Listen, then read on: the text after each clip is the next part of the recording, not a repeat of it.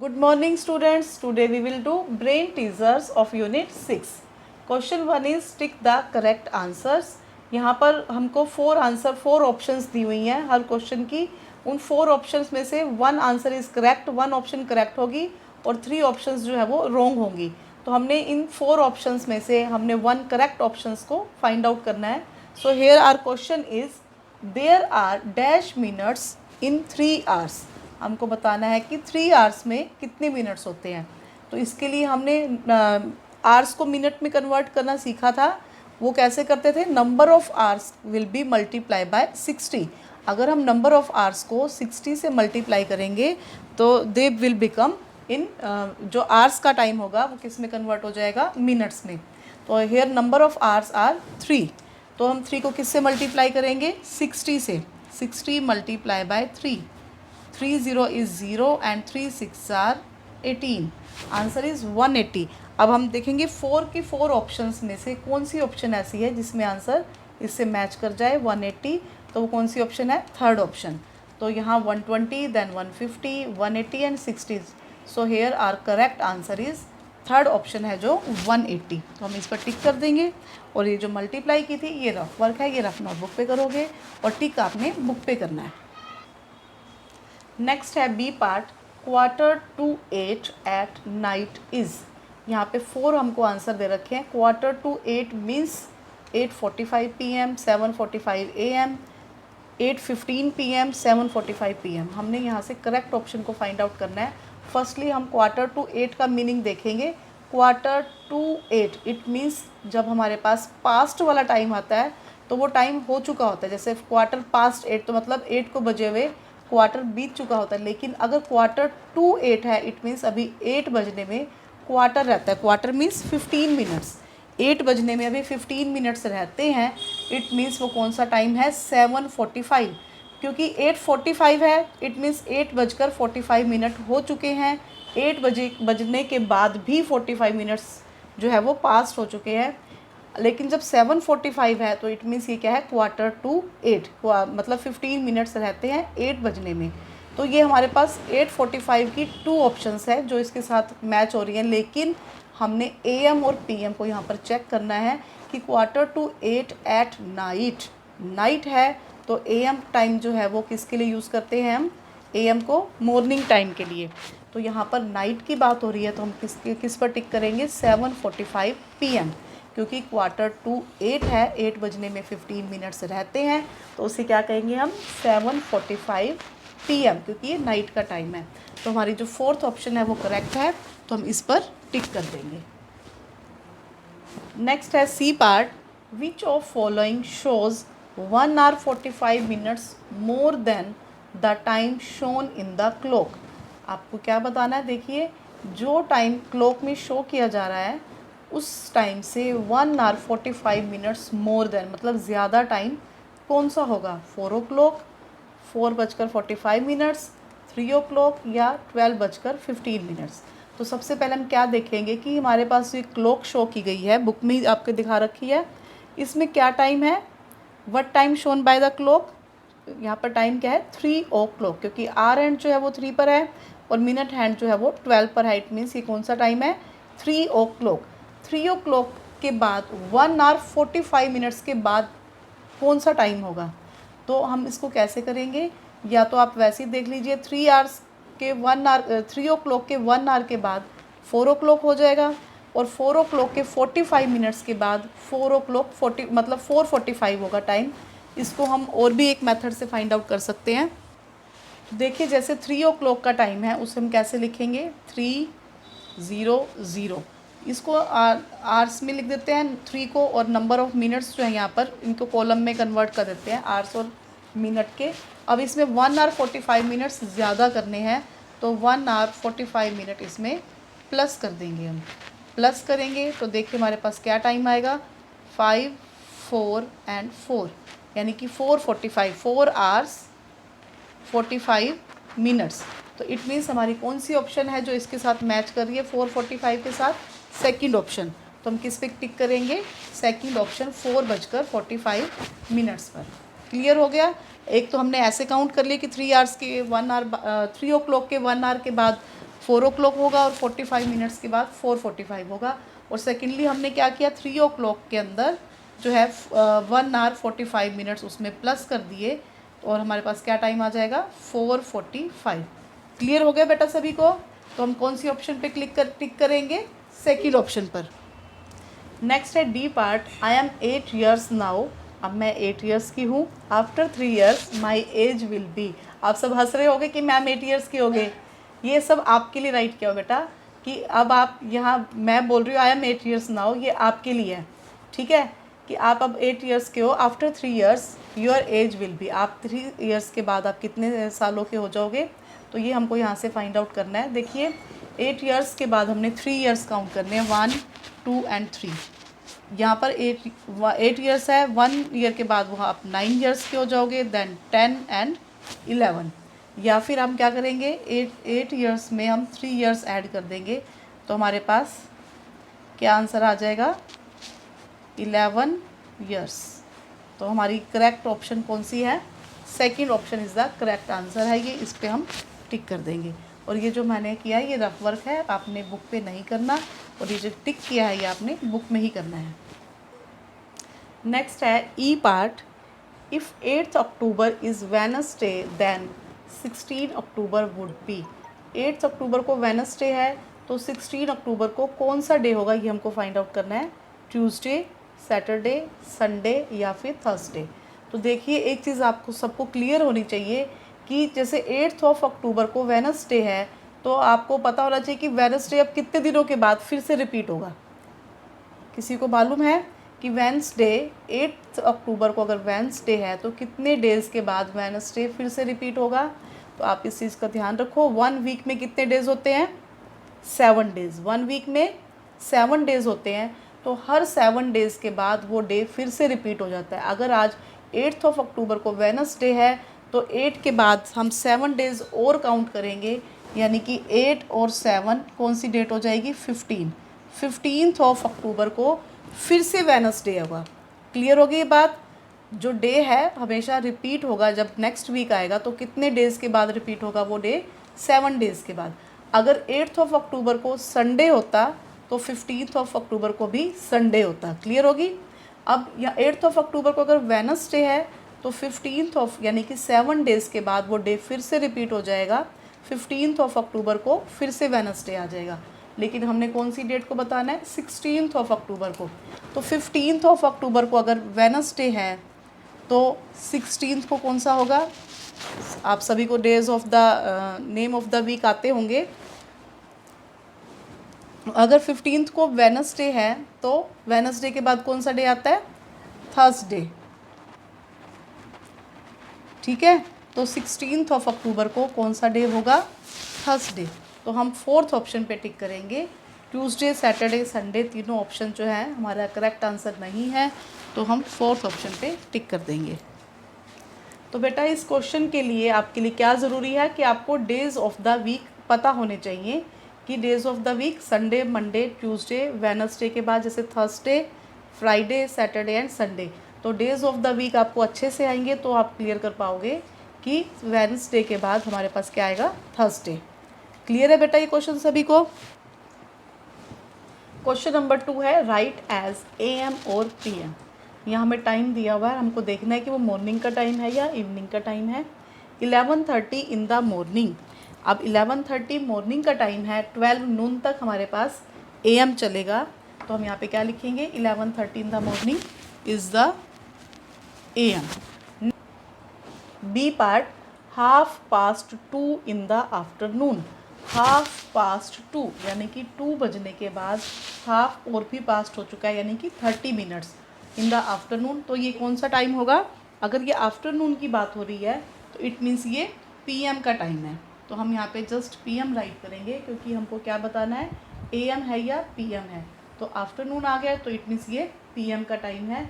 Next है 8:45 at night. Night की बात हो रही है, 8:45 यानी कि 9 बजने में भी 15 मिनट्स रहते हैं, और वो कौन सा टाइम है, रात का टाइम है। तो इसके लिए हम क्या यूज़ करेंगे, PM। नेक्स्ट है डी पार्ट। नेक्स्ट है D, 10 minutes to 3 in the afternoon. 10 minutes to 3 means 3 बजने में जब भी 2 की बात आ जाती है तो मतलब ये टाइम अभी हुआ नहीं है। 3 अगर क्वार्टर टू 9 था तो 9 बजे नहीं थे, 9 को बजने में भी क्वार्टर रहता था। इसी तरह से 10 मिनट्स टू 3 है तो 3 बजने में अभी भी 10 मिनट्स रहते हैं। इट मीन्स कौन सा टाइम है वो 2:50। लेकिन हमने टाइम नहीं यहाँ पे देखना, हमने को क्या देखना है कि AM का टाइम है या PM। तो आफ्टरनून की बात हो रही है तो आफ्टरनून मीन्स PM। तो हम यहाँ पे क्या राइट करेंगे PM। तो एक बार हम इसको फिर से देख लेते हैं। 11:30 इन द मॉर्निंग, मॉर्निंग का टाइम है तो हम AM राइट करेंगे। 2:30 मीन्स 2:30, 2:30 हो चुके हैं लेकिन वो आफ्टरनून का है तो हम क्या राइट करेंगे PM।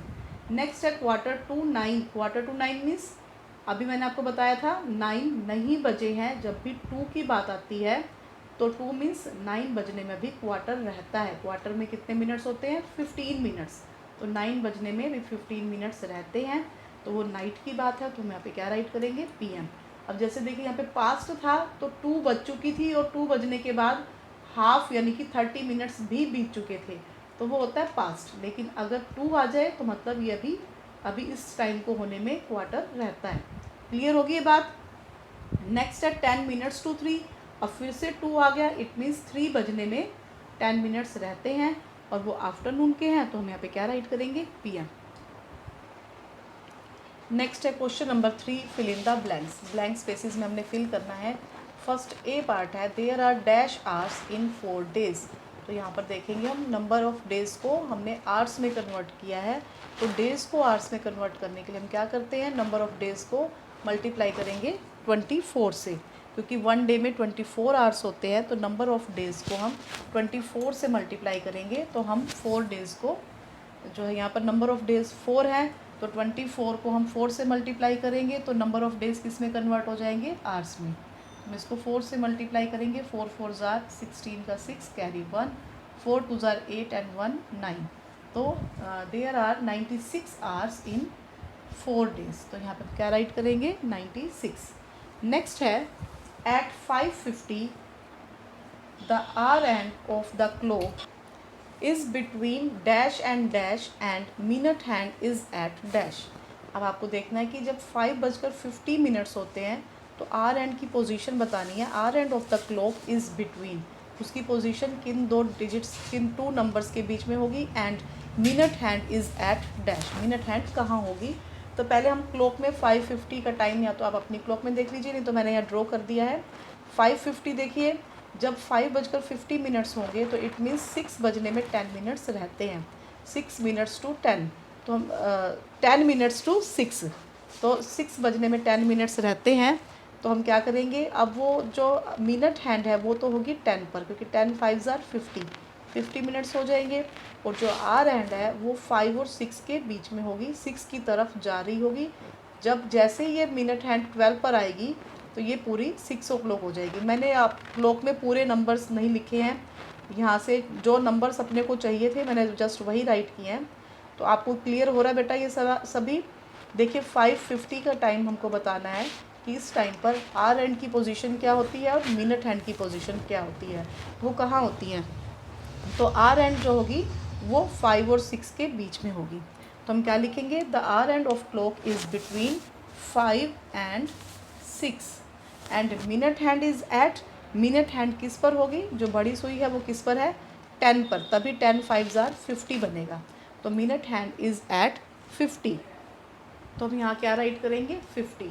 So our answer is 5 and 6। जो आर एंड है वो 5 एंड 6 के बीच में है और मिनट हैंड इज़ एट 50। नहीं बेटा सॉरी 10 आएगा यहाँ, सॉरी बेटा यहाँ 10 आएगा, क्योंकि 50 तो 50 जो है 10 की पोजीशन पर जब हैंड जाएगी, मिनट हैंड जब 10 पर जाएगी तो 50 मिनट्स होते हैं।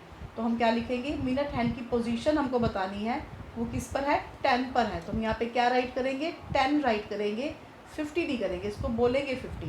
क्लियर होगी बात सभी को। नेक्स्ट है C part, the shortest month of a year is February. Shortest means सबसे छोटा मंथ कौन सा ईयर का, फेब्रवरी सबसे छोटा है, क्योंकि फेब्रवरी एक ऐसा मंथ है जिसमें जनरली 28 डेज़ होते हैं, लेकिन जब लीप ईयर होता है तो उसमें 29 डेज़ होते हैं।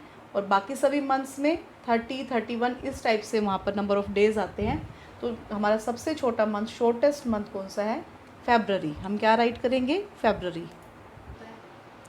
नेक्स्ट है D part, if 4th February is Sunday the day on 18th February will be dash. तो आपको क्या बताना है? देखिए, अगर 4th February को संडे है तो आपको बताना है कि 18th February को कौन सा डे होगा। तो देखिए, अभी मैंने आपको भी पीछे भी बताया था कि जो डे कब रिपीट होता है, जैसे संडे कब है? 4th February को, तो संडे कितने डेज बाद फिर रिपीट होगा? बोलिए, 7 डे बाद। तो 7 डे बाद, यानी कि 7 डेज़, जब 4th February को संडे है तो इसके 7 डेज़ के बाद, यानी कि 11th February को भी क्या होगा? संडे।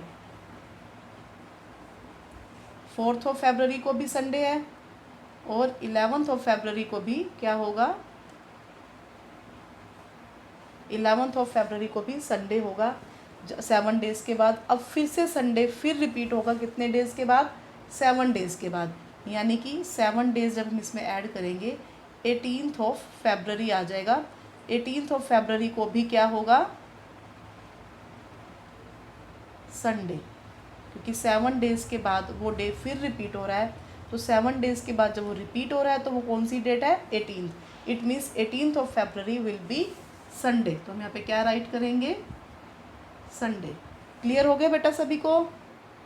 तो बेटा अब यहाँ देखिए, जब हमने 7 डे नेक्स्ट लिए तो 18th ही डेट आ गई, 18th को ही हमको बताना था। लेकिन अगर 18th February की बजाय अगर वो हमसे पूछते 17th February को कौन सा, तो हम देखेंगे, हम 7 ही प्लस करेंगे और 7 डेज ऐड करके देखेंगे कि डे रिपीट हो गया, लेकिन हमको यहाँ पे 17th February का बताना है। तो हम एक दिन पीछे जाएंगे, जब संडे से 18 से 1 डे पहले, अगर 17th डेट है तो संडे से 1 डे पहले क्या हो जाएगा? सैटरडे। क्लियर होगी बात? और अगर यहाँ पर 19th February होता तो हम क्या करते? अगर 19th February होता और 19th February को बताना हमने कौन सा डे होगा, तो संडे के नेक्स्ट डे चलते, कौन सा डे आ जाता? फिर मंडे।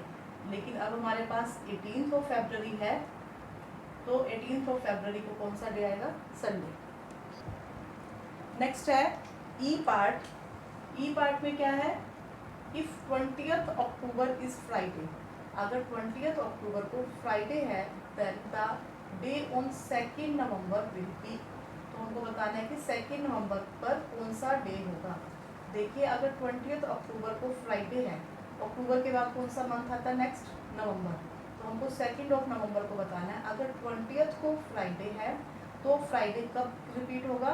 7 डेज़ के बाद फिर से रिपीट हो जाएगा, यानी कि 20 and 7, 27th October को फिर से क्या आ जाएगा? फ्राइडे। लेकिन हमने कब बताना है? 2nd November को।